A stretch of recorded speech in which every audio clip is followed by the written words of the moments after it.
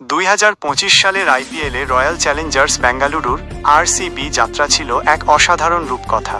বিরাট কোহলি এবং রজত পতিদারের অনবদ্য ব্যাটিং এবং দলের সম্মিলিত বোলিং প্রচেষ্টার মাধ্যমে 12 ম্যাচে 17 পয়েন্ট নিয়ে পয়েন্ট টেবিলের দ্বিতীয় স্থানে নিজেদের পাকা করে প্লে অফ নিশ্চিত করেছিল তারা।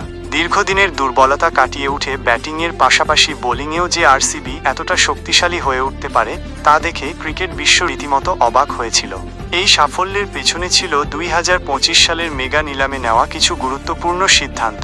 তবে সব সিদ্ধান্ত আশানুরূপ ফল দেয়নি। কিছু খেলোয়াড় তাদের নামের প্রতি সুবিচার করতে পারেননি, যার কারণে 2026 সালের আইপিএলের আগে দল তাদের স্কোয়াড পুনর্বিন্যাসের পথে হাঁটতে পারে। এমন 4 জন খেলোয়াড়ের দিকে নজর দেওয়া যাক, যাদের আরসিবির জার্সি গায়ে 2026 সালে দেখা নাও যেতে পারে। প্রথমেই আসা যাক লিয়াম লিভিংস্টোনের কথায়।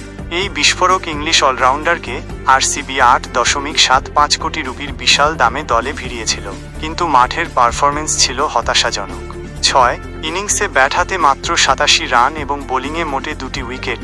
এই পরিসংখ্যান কোনোভাবেই তার আকাশছোঁয়া দামের সঙ্গে সঙ্গতিপূর্ণ নয়।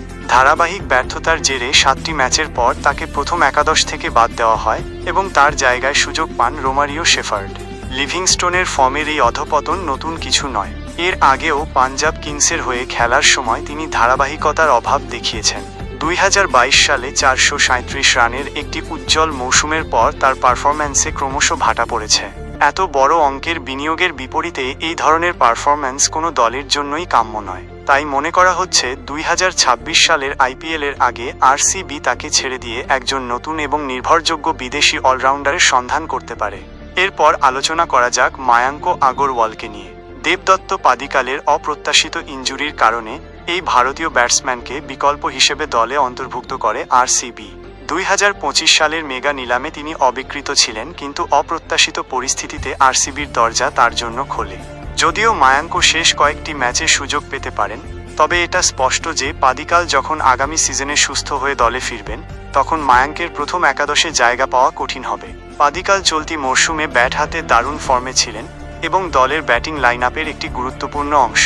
এমতাবস্থায় মায়াঙ্ককে ছেড়ে দিয়ে আরসিবি একজন তরুণ এবং ম্যাচ জেতানো ভারতীয় ব্যাটসম্যানের দিকে ঝুঁকতে পারে, যে দীর্ঘমেয়াদী পরিকল্পনায় দলের জন্য আরও বেশি উপযোগী হবে। রশিক দারাকে আরসিবি দলে নিয়েছিল তার ডেথ ওভারে বোলিং করার বিশেষ দক্ষতার জন্য। গত সিজনে দিল্লি ক্যাপিটালসের হয়ে তার ভালো পারফরম্যান্সের সুবাদে তাকে 6 কোটি রুপির হেফটি দামে দলে কেনা হয়েছিল, কিন্তু এবারের মৌসুমে তিনি মাত্র 2টি ম্যাচে খেলার সুযোগ পেয়েছেন এবং সেই সুযোগে প্রতি ওভারে 11.66 রান খরচ করেছেন, যা টি-20 ক্রিকেটের বিচারে অত্যন্ত বেশি। রশিকের এই পারফরম্যান্স আরসিবির টিম ম্যানেজমেন্টের প্রত্যাশা পূরণ করতে পারেনি। যেখানে যশ দয়াল, জশ হ্যাজলাউড এবং ভুবনেশ্বর কুমারের মতো অভিজ্ঞ পেসাররা দলের বোলিং আক্রমণকে নেতৃত্ব দিচ্ছেন, সেখানে রশিকের পক্ষে নিয়মিত প্রথম একাদশে সুযোগ পাওয়া প্রায় অসম্ভব। এত বেশি দামে একজন রিজার্ভ পেসারকে দলে রাখাটাও অর্থনৈতিকভাবে দলের জন্য বুদ্ধিমানের কাজ নয়। তাই ধারণা করা হচ্ছে আরসিবি রশিককে ছেড়ে দিয়ে তুলনামূলক কম দামে একজন কার্যকর বোলার খুঁজে নিতে পারে, যে প্রয়োজনে দলের বোলিং আক্রমণে গভীরতা যোগ করতে পারবে। চতুর্থ খেলোয়াড় যার ভবিষ্যৎ আরসিবিতে অনিশ্চিত, তিনি হলেন নুয়ান তুষারা। এই শ্রীলঙ্কান পেসারকে আরসিবি দলে নিয়েছিল 2024 সালের আইপিএলে মুম্বাই ইন্ডিয়ান্সের হয়ে ভালো পারফরম্যান্সের পর। সেই সময় তিনি 7 ম্যাচে 8টি গুরুত্বপূর্ণ উইকেট নিয়েছিলেন, কিন্তু এবারের মরশুমে এখনও পর্যন্ত তিনি একটিও ম্যাচ খেলার সুযোগ পাননি। আরসিবির বর্তমান স্কোয়াডের বোলিং বিভাগে এমনিতেই বেশ কয়েকজন অভিজ্ঞ এবং প্রতিভাবান বোলার রয়েছেন।